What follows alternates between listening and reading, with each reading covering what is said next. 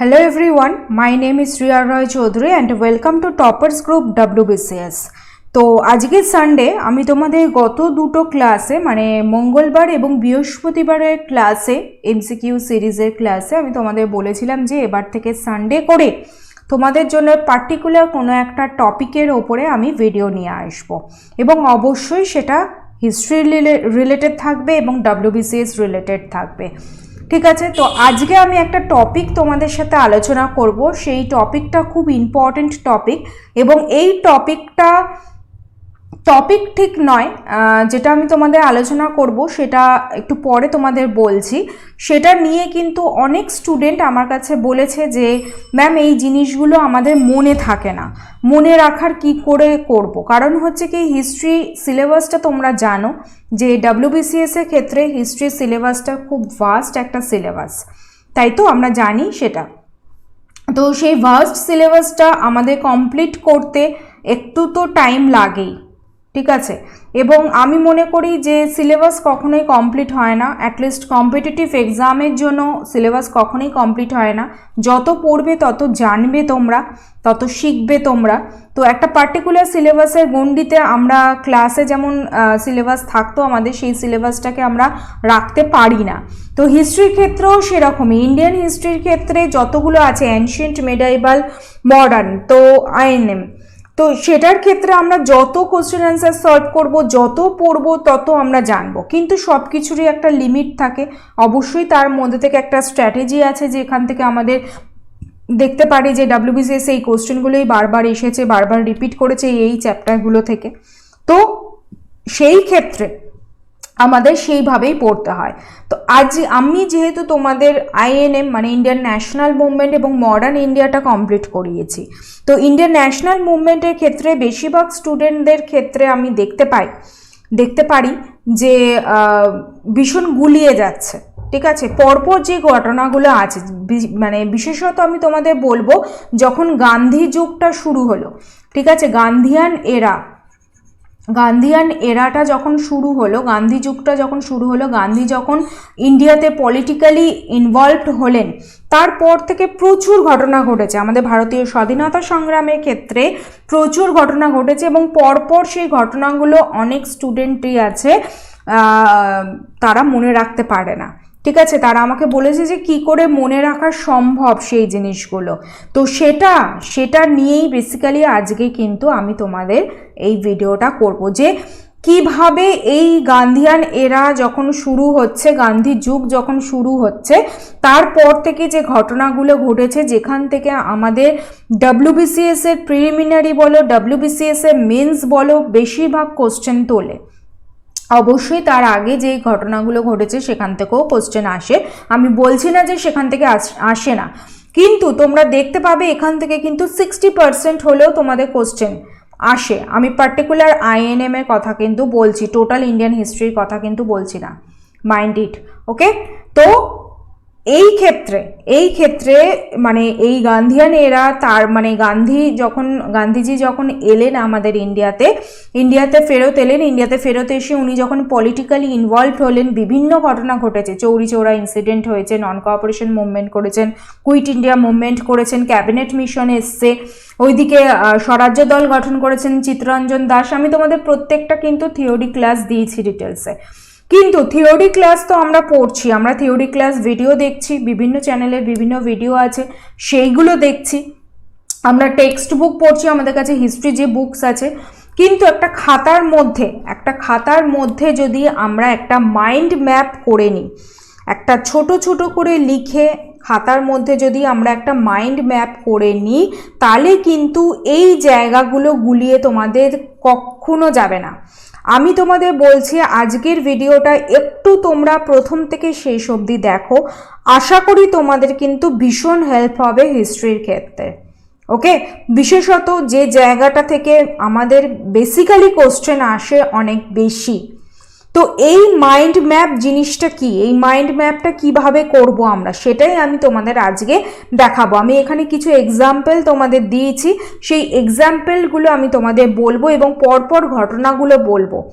এইভাবে যদি তোমরা একটা খাতার মধ্যে এই মাইন্ড ম্যাপটা করে রাখতে পারো, তাহলে দেখবে তোমাদের কিন্তু কোনো রকম কোনো কিচ্ছু আটকাবে না। আমি তোমাদের বলছি, আমি তোমাদের এটা গ্যারেন্টি দিচ্ছি, এই মাইন্ড ম্যাপটা যদি তোমরা করে রাখো খাতার মধ্যে, তোমাদের সেটা নিজেদের মতো নিজেদের যেরকম ইচ্ছা হবে সেরকম ভাবে তোমরা করো। আমি এটা করেছি মানেই যে এটাই একমাত্র পথ আছে, অন্যভাবে কোনো কিছু করা যাবে না, সেটা কিন্তু আমি একবারও বলছি না। ওকে, আমি তোমাদের জাস্ট একটা উদাহরণ দিচ্ছি, একটা এক্সাম্পল দিচ্ছি যে মাইন্ড ম্যাপটা এইভাবে তোমরা করতে পারো। তাহলে তোমাদের কিন্তু প্রতিদিন যদি একবার শোয়ার আগে, রাতের বেলা শোয়ার আগে এটা একবার চোখ বুলিয়ে নাও, দেখবে অনেকটা কিন্তু তোমাদের মনে থেকে যাবে। সব কিছুরই কিন্তু একটা মাইন্ড ম্যাপ আমাদের করতে হয়। আমরা যখন সকালবেলা ঘুম থেকে উঠে ফ্রেশ হয়ে পড়তে বসি, ঠিক আছে, তখনও যেমন একটা সারাদিনের রুটিন আমরা করি যে এই টাইমটায় এই পড়বো, এই টাইমটাতে অমুক সাবজেক্ট পড়বো, এই টাইমটাতে আমরা লাঞ্চ করবো, এই টাইমটাতে আমরা ক্লাস করবো, এই টাইমটাতে আমরা এই জিনিসটা করব। তো সেরকমই কিন্তু মানে পড়াশোনার ক্ষেত্রে কোনো একটা পার্টিকুলার সাবজেক্টের ক্ষেত্রে মাইন্ড ম্যাপটা খুব দরকার আমি মনে করি। আবারও বলছি, আমি আবারও রিপিট করছি, আমি মনে করি। এবং এখানে আমি যে পদ্ধতিটা তোমাদের দেখাবো সেই পদ্ধতিটা তোমরা চাইলে ফলো আপ করতে পারো, কোনো অসুবিধা নেই।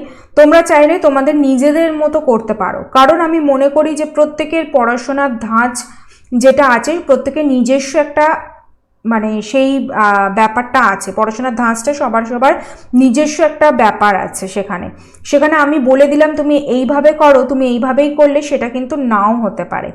ওকে, আমি জাস্ট তোমাদের একটা এক্সাম্পল দিচ্ছি যে এই জিনিসটা করলে তোমাদের পরীক্ষার আগে যদি তোমরা এই জিনিসটা পার্টিকুলার দেখে যাও না, তাহলে দেখবে পার্টিকুলার সালটা তোমাদের মনে থাকবে।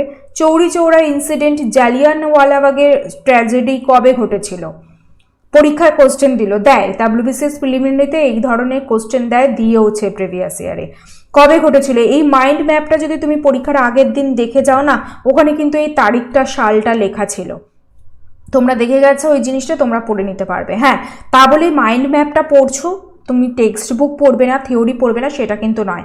আমি তোমাদের এই মাইন্ড ম্যাপটা বলবো যাদের পড়া হয়ে গেছে, ইন্ডিয়ান ন্যাশনাল মুভমেন্ট পড়া হয়ে গেছে, যারা রিভিশন দিচ্ছ, যারা ইন্ডিয়ান ন্যাশনাল মুভমেন্ট রিভিশন দিচ্ছ ডাব্লিউবিসিএস প্রিলিমিনারি 2022 সালের জন্য, আমি তাদের কথা বলছি। যারা নিউ অ্যাসপিরেন্ট আছো, আমি কিন্তু তাদেরকে এই জিনিসটা এখনই করতে বারণ করব।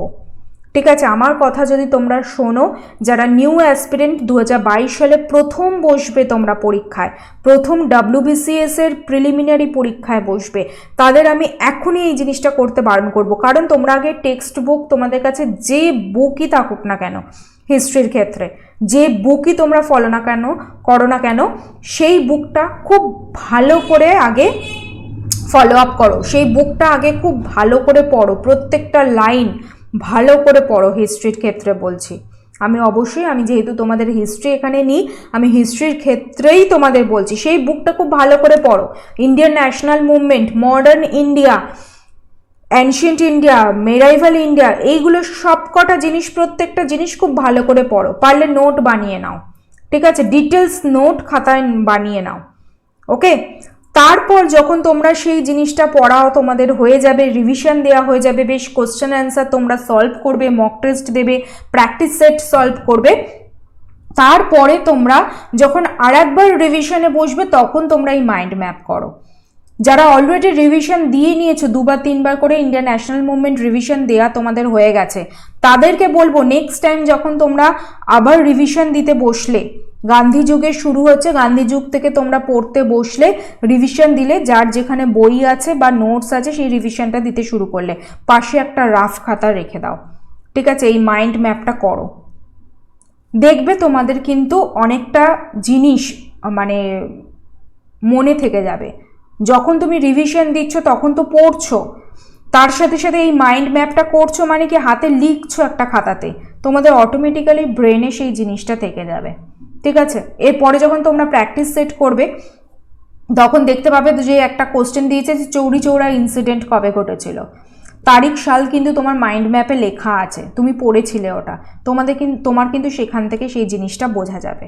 ওকে, তো এটা একটা এক্সাম্পল আমি তোমাদের জন্য দিচ্ছি, কারণ অনেক স্টুডেন্ট এই জিনিসটা আমাকে বলেছে যে ইন্ডিয়ান ন্যাশনাল মুভমেন্টের, বিশেষত গান্ধীজি ভারতের পলিটিক্যাল যে রাজনৈতিক জীবনে ঢোকার পরে অনেক ঘটনা ঘটেছিল ইন্ডিয়ান ন্যাশনাল মুভমেন্ট, ভারতের স্বাধীনতা সংগ্রামের ক্ষেত্রে।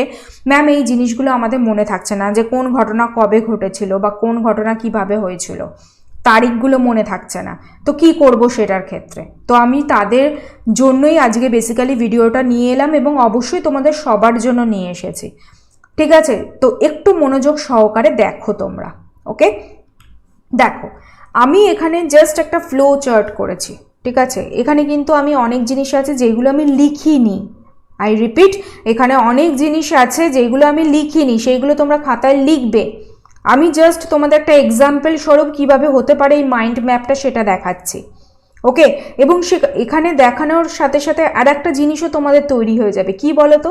সেটা হচ্ছে গভর্নর জেনারেল, সরি ভুল বললাম, ভাইসরয়েস, ঠিক আছে? ভাইসরয় অফ ইন্ডিয়া এই টাইমটাতে, এই গান্ধীজি আসার সময় 1915 থেকে একদম 1947 সাল অবধি এই ভাইসরয় এই সময় কে ছিলেন, এরকম ধরনের কোশ্চেনও কিন্তু তোমরা ফেস করো পরীক্ষাতে।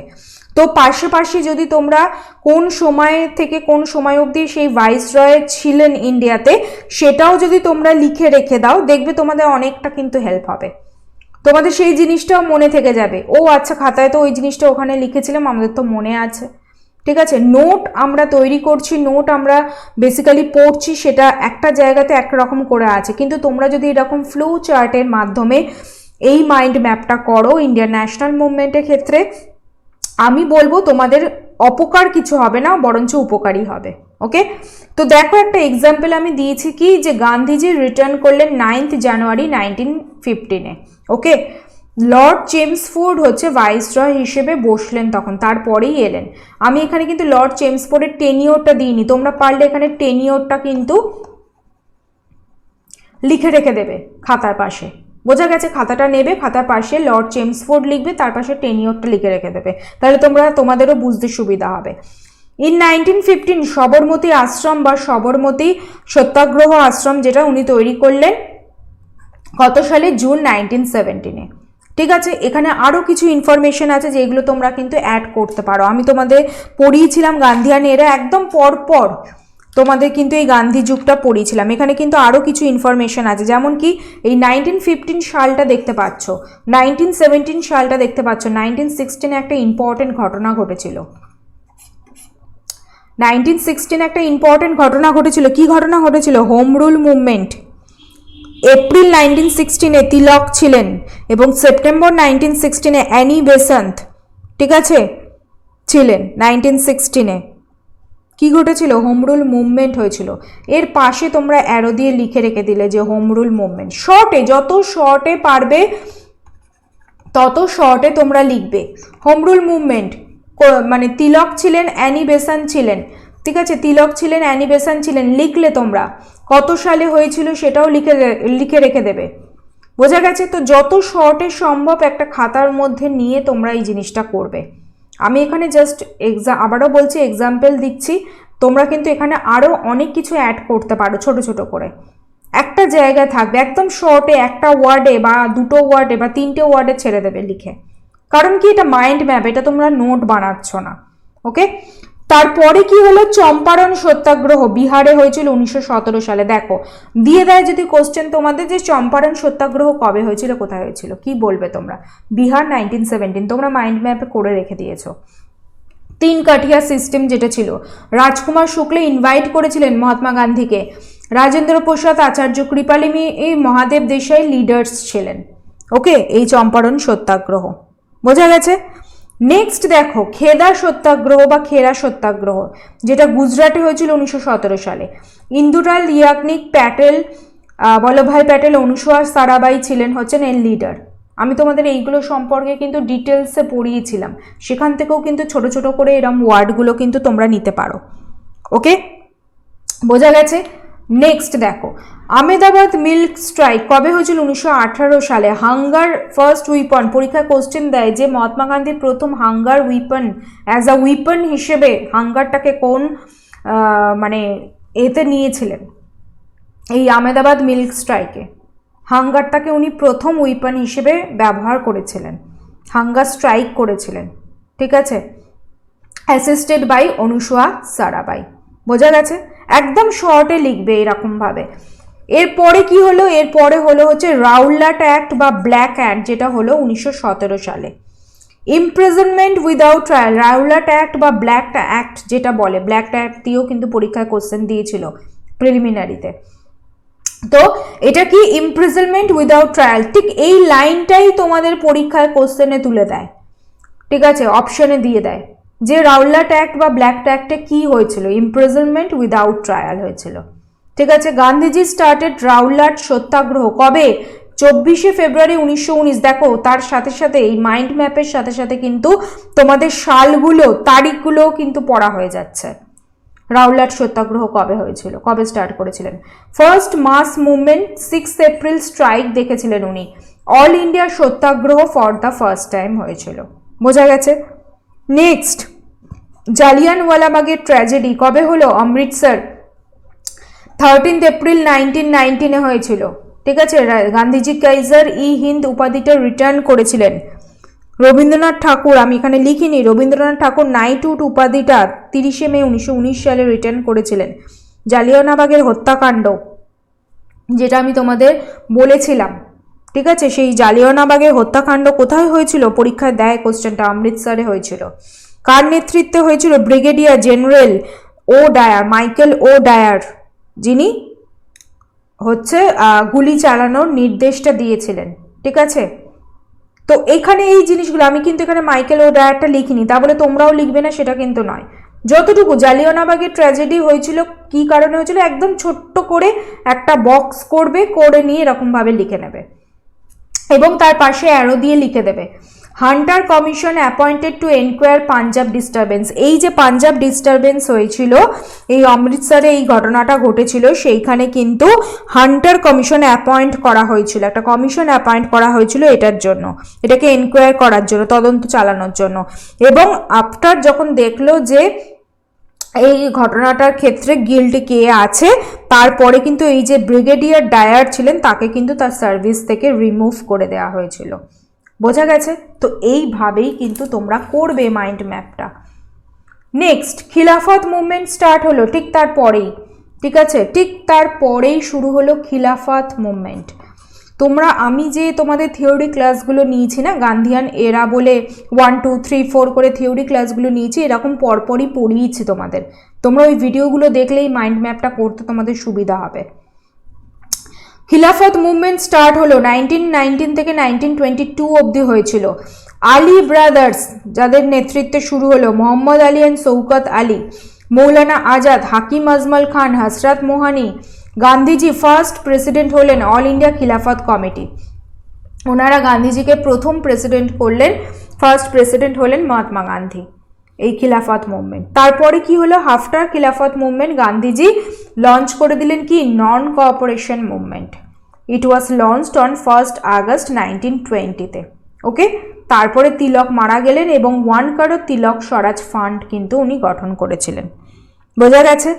তারপরে হলো কি? তারপরে হলো হচ্ছে চৌরি চৌরা ইনসিডেন্ট, ঠিক আছে। এবং তোমাদের এখানে বলে রাখি আর একটা কথা, এই খিলাফত মুভমেন্ট, এই যে টাইম পিরিয়ডটা দেখছো, এই টাইম পিরিয়ডের মধ্যে কিন্তু আরও অনেক ঘটনা ঘটেছিল। 1921-এ একটা ইম্পর্টেন্ট ঘটনা ঘটেছিল। কি ঘটনা বলো তো? মোপলা রেভিলিয়ন হয়েছিল, ঠিক আছে, মোপলা বিদ্রোহ হয়েছিল। বোঝা গেছে? মোপলা রেভিলিয়ন যেটা হয়েছিল সেটা কিন্তু এই 1921-এ হয়েছিল কেরালাতে, মালাবার উপকূলে হয়েছিল। নাগপুরে আইএনসি সেশন হয়েছিল, একা মুভমেন্ট হয়েছিল আওয়াদে এই 1921-এ। এই টাইমটাতে, এই টাইম পিরিয়ড থাকে। তো পাশে এরকম ছোট ছোট করে কিন্তু আর একটা বক্স করবে, বক্স করে লিখে রেখে দেবে একটা টোটাল বক্সের মধ্যে এই টাইম পিরিয়ডে এই এই জিনিসগুলো হয়েছিল, প্লাস মেন বক্স তো এটা থাকছেই তোমাদের। বোঝা গেছে? এরপরে কি হলো? চৌরি চৌরা ইনসিডেন্ট কবে হয়েছিল? 5 ফেব্রুয়ারি 1922। দেখো লর্ড চেমসফোর্ড কিন্তু ভাইসরয় উনি কমপ্লিট করে দিয়েছেন, চলে গেছেন। কিন্তু তোমরা যখন এখানে লিখবে, টেনিওরটা লিখবে, তখন তোমরা বুঝতেই পারবে লর্ড চেমসফোর্ড কিন্তু চলে গেছেন। এসে গেলেন কে? Viceroy Lord Reading. Lord Reading এলেন, ঠিক তার পরেই হলো চৌরি চৌরা ইনসিডেন্টটা। তো অ্যাজ ওয়েল অ্যাজ তোমাদের কিন্তু ভাইসরয়গুলো তৈরি হয়ে যাচ্ছে। চৌরি চৌরা ইনসিডেন্টটা কবে হলো? 5 ফেব্রুয়ারি 1922-তে। বোঝা গেছে? এরপরে কি হলো? এরপরে আমি তোমাদের লিখিয়ে নিই, কারণ হচ্ছে কি, একটাই কারণ যে আমি তোমাদের এটা এক্সাম্পল দিচ্ছি। আমি তাও একবার তোমাদের আরও দুটো পয়েন্ট এরকমভাবে লিখিয়ে রেখে দিই, মানে বলে দিই, তাহলে তোমাদের বুঝতে সুবিধা হবে। কি গান্ধীজি চৌরি চৌরা ঘটনার পর একটা ইম্পর্টেন্ট জিনিস হলো কি, গান্ধীজি সাসপেন্ড করে দিলেন। কি সাসপেন্ড করলেন? নন কোঅপারেশন মুভমেন্ট। কত সালে সাসপেন্ড করলেন? মানে কোন দিন? 12 ফেব্রুয়ারি 1922-তে। ঠিক আছে, গান্ধীজি তারপরে অ্যারেস্ট হলেন 18 মার্চ 1922 এবং 6 বছরের জন্য কিন্তু জেলে চলে গেলেন। কোন জেলে? ইয়ারওয়াদা জেল, পুনাতে। ওকে, বোঝা গেল? এবং এখানে কিন্তু একটা ইম্পর্টেন্ট ঘটনা ঘটে গেছে, এর মধ্যেই কিন্তু একটা ইম্পর্টেন্ট ঘটনাও ঘটে গেছে। কি ঘটনা বলো তো? 1923 সালে গয়া সেশনে সিআর দাস হয়ে গেছিলেন প্রেসিডেন্ট। ঠিক আছে, 1923 Gaya session of INC, Gaya session of INC.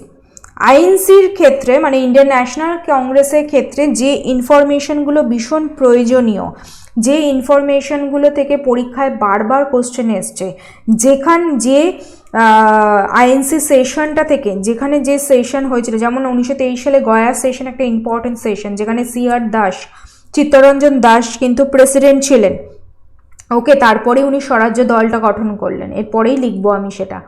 তো এই যে ইম্পর্টেন্ট যে আইএনসি সেশন, 1929-এর একটা আইএনসি সেশন আছে লাহোরে, ভীষণ ইম্পর্টেন্ট একটা আইএনসি সেশন।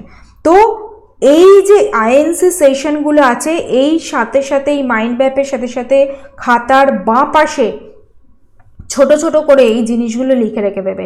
তার ফলে কি হবে, যে ইম্পর্টেন্ট আইএনসি সেশনগুলো থেকে তোমাদের পরীক্ষায় কোশ্চেন দেয়, সেইগুলোও কিন্তু তোমরা করে নিতে পারবে, তোমাদের মনে থেকে যাবে। ওকে, আলাদা করে সেই আইএনসি সেশনগুলো কিন্তু তোমাদের আর পড়তে লাগবে না। হলো, বোঝা গেল? গান্ধীজি জেলে গেলেন। তারপরে কি হলো? Formation of Swarajya party, CR Das হলেন প্রেসিডেন্ট।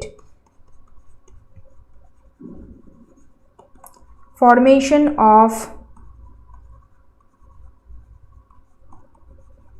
স্বরাজ্য পার্টি, তোমরা জানো যে সিআর দাস ছিলেন হচ্ছেন প্রেসিডেন্ট এবং মতিলাল নেহেরু ছিলেন হচ্ছেন সেক্রেটারি। কবে হয়েছিল স্বরাজ্য পার্টি ফর্মড হয়েছিল? অবশ্যই তারিখটা কিন্তু অবশ্যই লিখবে পাশে, মাইন্ড ম্যাপ করলে তারিখ কিন্তু অবশ্যই লিখবে, 1 জানুয়ারি 1923। ঠিক আছে, তারিখটা কিন্তু অবশ্যই লিখবে। এবং কংগ্রেস কিন্তু এই প্রো চেঞ্জার এবং নো চেঞ্জারে কিন্তু ভাগ হয়ে গেল। ওকে, এরপরে কি হলো? এরপরে হচ্ছে ডেথ অফ সিআর দাস। ঠিক আছে, এর মাঝে যদি কোনো কিছু থাকে তাহলে সেইটা লিখবে। আমি ডিরেক্ট চলে যাচ্ছি কি, death of CR Das.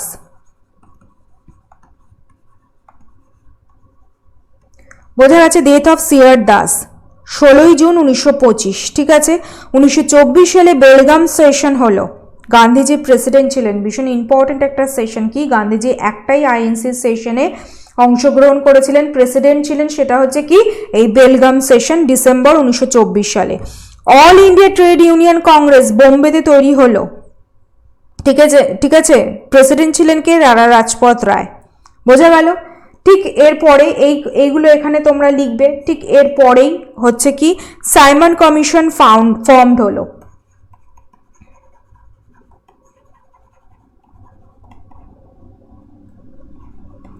Simon commission formed হলো কবে? 18 নভেম্বর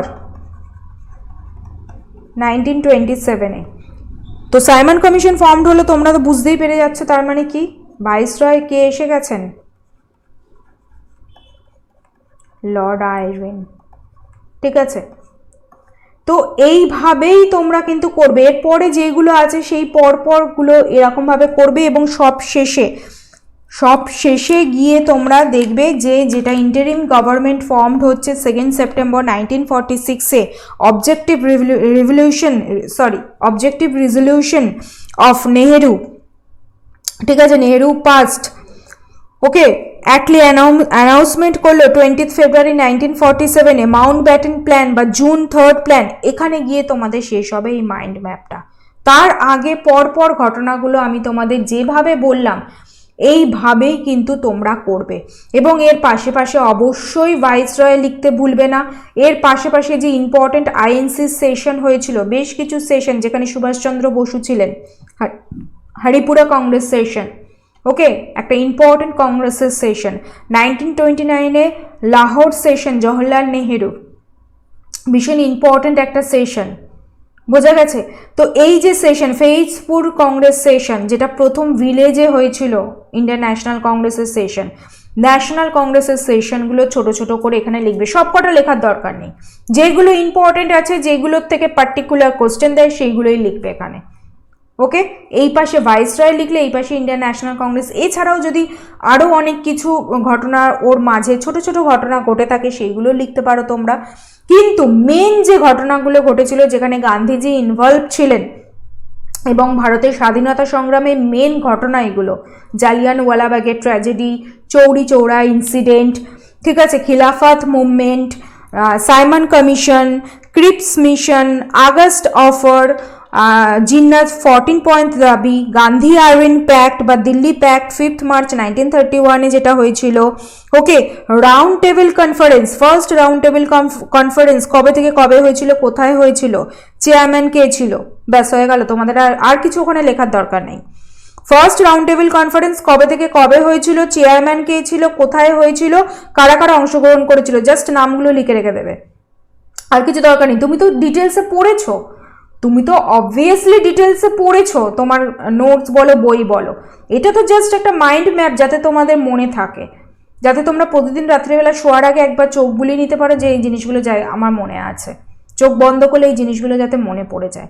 তো আমি সেটাই তোমাদের বোঝানোর চেষ্টা করছি যে এইভাবেই গান্ধিয়ান এরা যেটা আছে, ঠিক আছে, একদম 1915 সাল থেকে একদম 1947 সাল অবধি যে ঘটনাগুলো তোমাদের ঘটেছে সেই ঘটনাগুলো এইভাবে মাইন্ড ম্যাপ করো, আশা করি তোমরা কিন্তু উপকৃত হবে। এবং আমি বলছি বলেই তোমরা করতে যেও না, যদি তোমাদের মনে হয় যে এটা হেল্পফুল তোমাদের পরীক্ষার জন্য তাহলেই তোমরা করো, এবং তোমাদের নিজেদের মতো করেই করো, এইভাবেই করতে হবে তার কোনো মানে নেই, হয়তো করতে গিয়ে তোমাদের আরও নতুন কিছু আইডিয়া মাথায় আসতেই পারে, ঠিক আছে? তো সেইভাবেই তোমরা করো, কিন্তু অ্যাটলিস্ট এই মাইন্ড ম্যাপটা করো, তাহলে কিন্তু তোমাদের পরীক্ষার ক্ষেত্রে সুবিধা হবে। এবং যারা যারা আমাকে বলেছিলে তাদের ক্ষেত্রেও কিন্তু এটা মানে তাদের উদ্দেশ্য আমি বললাম, সবার উদ্দেশ্যেই বললাম, তারাও এই জিনিসটা করো, এবং অবশ্যই কিন্তু ডেটগুলো মেনশন করে লিখে রেখে দিও, তাহলে ডেটগুলো তোমরা বুঝতে পেরে যাবে, মনে থেকে যাবে তোমাদের, বোঝা গেছে? তো আজকের ক্লাসটা হচ্ছে এটাই ছিল যে ইন্ডিয়ান ন্যাশনাল মুভমেন্টের মাইন্ড ম্যাপ কী করে করব, স্পেশালি গান্ধিয়ান এরা থেকে, মানে 1915 থেকে 1947 সাল অবধি। এর পরের দিন কোনো একটা রবিবার আমি অ্যানশিয়েন্ট ইন্ডিয়াতে কিভাবে মাইন্ড ম্যাপ করা যেতে পারে, কোনো একটা পার্টিকুলার চ্যাপ্টারের ওপরে কি করে মাইন্ড ম্যাপ করা যেতে পারে, মানে আইভিসি থেকে বা ভেদিক এজ থেকে বা তোমার গুপ্তা এজ থেকে, ঠিক আছে, এইগুলো থেকে বলতে পারো, বা সুলতানেট পিরিয়ড থেকে কি করে একটা মাইন্ড ম্যাপ করা যেতে পারে, কি করে একটা ছোট ছোট জিনিসগুলো করে রেখে দিয়ে যাতে তোমাদের মনে থাকে, সেইগুলো আমি বলবো। এছাড়াও তোমাদের বললাম যে রবিবার দিনকে কিন্তু এরকম বেশ কিছু ইন্টারেস্টিং টপিক হিস্ট্রির ক্ষেত্রে আমি তোমাদের জন্য নিয়ে আসবো, ওকে? নেক্সট রবিবার আবার একটা ইন্টারেস্টিং টপিক নিয়ে আসবো অবশ্যই, যেটা তোমাদের পরীক্ষার ক্ষেত্রে হেল্পফুল হবে, বোঝা গেছে? তো চলো তাহলে আজকের ক্লাসটা আমি এখানেই শেষ করলাম। যদি তোমাদের আজকের ক্লাসটা ভালো লাগে তাহলে অবশ্যই লাইক করো, শেয়ার করো বন্ধুদের সাথে, এবং আমাকে একবার কমেন্ট সেকশনে পারলে জানিও যে তোমাদের কেমন লাগলো এই মাইন্ড ম্যাপটা, ওকে? বা আরও কিছু চাইছো নাকি তোমরা হিস্ট্রির ক্ষেত্রে, সেটা আমাকে অবশ্যই জানিও কমেন্ট সেকশনে, ওকে?